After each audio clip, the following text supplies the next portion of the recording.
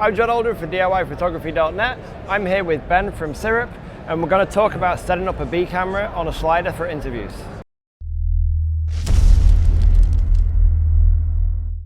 So we've got the A camera set up over there. How do we go about setting up the slider as the B camera?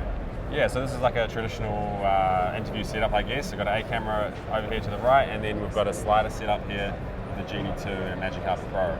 So what's really nice about our new app is that setting up an interview is like super easy now on the new UI. So we've got a joystick menu now. So I've got here a pan tilt setup and a linear setup. So linear setup's obviously going to slide my track, and the pan tilt's going to move the pan tilt head. So actually for this particular setup, I don't really want to use my tilt axis. Yeah. So all I do is switch that off. It makes it a little bit easier to control without using the tilt at all. Next thing I do is move my slider axis to exactly where I want to start my movement. So let's say on the left-hand side of the track here, I want to start my motion here.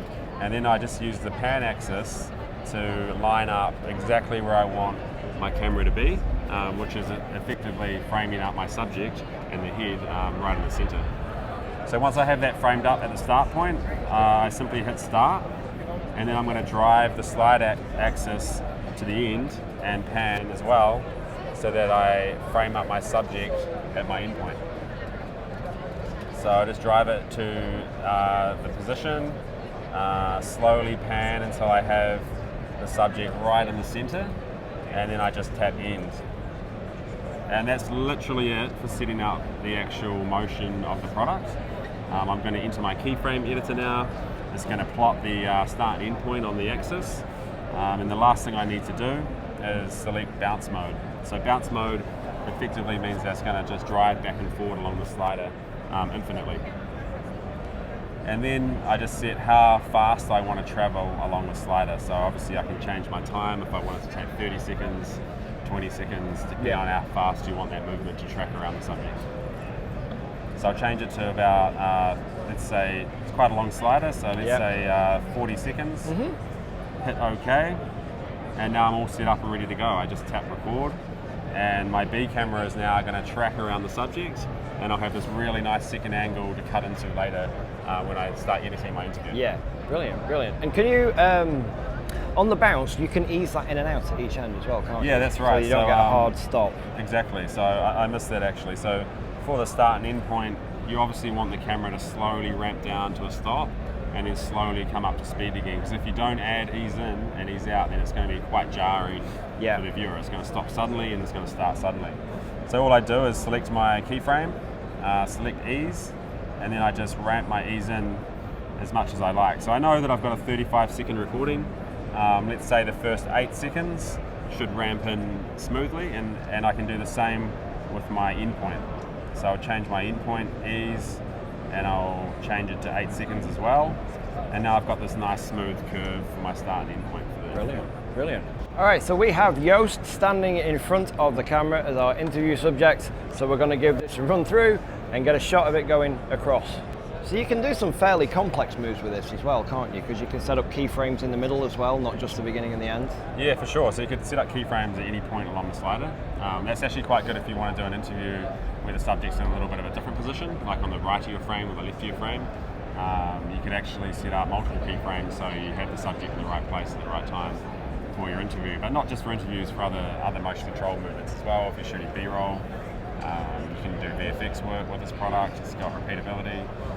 And of course you can shoot time lapse and do multi-keyframes and time lapse as well. Yeah, so you were saying about the repeatability, you can, the keyframes you set up for your movement, you can save those, can't you, and call them back up? Yeah, you can do a full keyframe movement, and then you can save it as a preset, so you can use it really quickly later on in another shoot. So if you know that you always have the same length slider and you're always doing a similar type move, it's really easy to save a preset and just use that later. Yeah, brilliant. Be very handy as well for like composite work if you want to shoot the same sequence several times, perfectly matched. And yeah, definitely. We do that all the time. Actually, with this product as well, the way the keyframe editor works, you can switch from time lapse to video and keep all the same settings. So we've done a few tests where we mask 2 shots together. Yeah, and merging time lapse with real time. Exactly. You return to home, you shoot a video, the movement's exactly the same, all keyframed and everything, and then you just merge the 2 shots together. Brilliant. So there's a lot of things you can do with this product. You know, it's not just about shooting a time lapse or doing a video shot. I mean, there's a lot of applications. Definitely shooting an interview is a great one. Yep. And we certainly focused on that when we developed the product. But there are a lot of applications. So just walk me through the full kit here that we're using. What products have we got on here? So we're using a Genie 2 Linear, right, and that's attached to the Magic Carpet Pro. So this is our heavy-duty camera slider. It's infinitely extendable. It's got a flywheel in the carriage and a quick release system as well. So the Genie 2 Linear is the base unit, and that drives it along the slider. That's what motorizes it, but we've also got a pan tilt head. Genie 2 pan tilt clicks straight on top, and that's what's giving us the pan tilt axis. Right. So with all of our products now, everything's connected using the app. You can just sync multiple motion controllers together, and then you can control it all from one single application. Okay, brilliant. And the app's still not finished, is it? There's more features to come. Yeah, there's tons more features to come. We've only really just released the base of the features. Our products now have Wi-Fi, USB-C, and Bluetooth. So most of the features actually related to Wi-Fi and USB-C haven't been released yet. But they include things like controlling the camera, automatically ramping exposure for time lapse, sending images back to the card.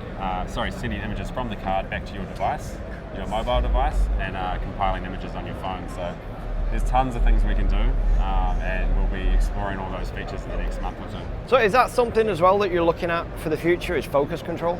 Yeah, we're definitely exploring other accessories that can add to the unit. Something that's in the pipeline. For the moment, I mean, we're just focusing on software at the moment. We just really want to make it a solid platform, and that's pretty good at the moment. So yeah, we'll just keep expanding the features as we go. Yeah, I mean, it'll be a lot easier with some cameras that actually let you control that stuff via software. Yeah, exactly. But then you get other brands where there's no USB control over the focus, where you'd have to go for a mechanical device. But yeah, absolutely. Yeah. So what's the basic kit that you'd suggest someone start off with for doing something like this? Yeah, well, there's a couple of options actually for doing an interview. This is our most advanced kit, so it's a Magic Carpet Pro. It's a heavy-duty slider. Yeah. It can hold up to 32 kilos or 70 pounds, so it's pretty extreme. The Genie 2 Linear and the pan tilt, again, it's our most advanced motion controller. But really, if you're just wanting to do interviews, you can always use our simpler Genie Mini and connect it to Genie 2 Linear, and it'll give you a nice pan and track axis. And all the features of the app, keyframing, everything's included. So oh, brilliant. So really, they're consistent across all the products? It's completely consistent, yeah. So if you want to shoot an interview and you're not really worried about doing tilt and you're not really wanting some of the more advanced features, then certainly a Magic Carpet, a regular Magic Carpet, a Genie 2 Linear, and a Genie Mini is going to be a great option, and that's going to be about half the cost of the full kit. So it just depends what your needs are, what type of camera you have, and what you're trying to achieve. Yeah. Brilliant, brilliant. Well, thank you very much. Thanks a lot. It's been educational. Good. Cheers. I'm John Aldred for DIYPhotography.net. We're going to keep looking around NAB, but that was Ben from Syrup walking us through B-roll camera setup on a slider. Thanks for watching, and we'll see you next time.